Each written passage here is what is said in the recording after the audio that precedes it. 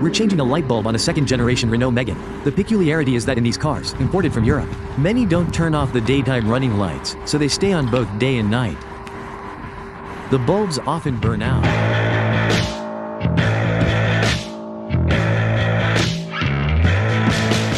Replacing the low-beam bulb is likely to be necessary. Everything changes, and there is a special inspection hatch in the wheel arch liner. It turns counterclockwise to open. Removes, then with the wheel already turned, turn it. So that you have full access to the headlight. Of course, it is not very convenient.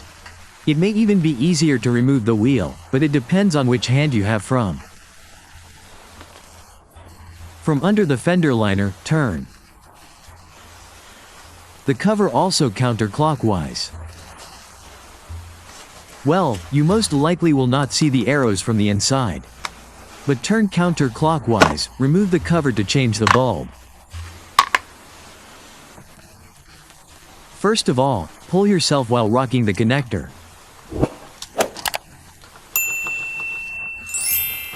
Your bulb most likely will not pop out of its seat. Remove the connector and then in your bulb, as you can see, with the contacts down.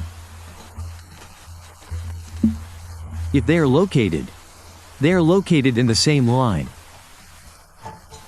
with the centering seat of the bulb itself. There are two metal spring-loaded clamps on the sides and what you need to remove the bulb. Because if you pull like that, you can bend it. And the whiskers, or maybe break something. But if this is for inspection, the easiest option is to press on one side. That is, for example, press to the right, on the contacts, and pull slightly. So that the bulb on one side comes out of its groove. Then you'll be able to remove it later. Installation is easier. Install it, center it, press on the bulb itself until it clicks, and at the same time, check the contacts. Pull slightly until the bulb fits. Often, during installation, the bulb is not inserted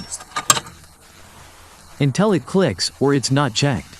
In this state, it then starts to wobble.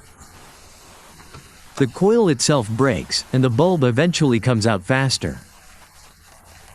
To remove a broken bulb, press it down until it clicks and grab it by the contacts. Check it, pull it to make sure it stays in place. Then the connector will slide on by itself.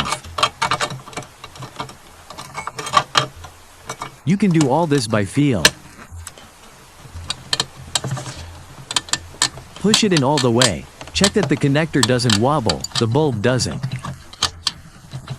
Jump off, put the wires back inside. Close the cap clockwise, also until it clicks. There is a slight click.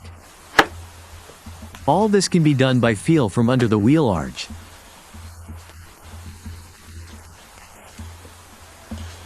I repeat, you can only replace the low beam bulb this way. The parking lights, yes. The lights will have to be removed.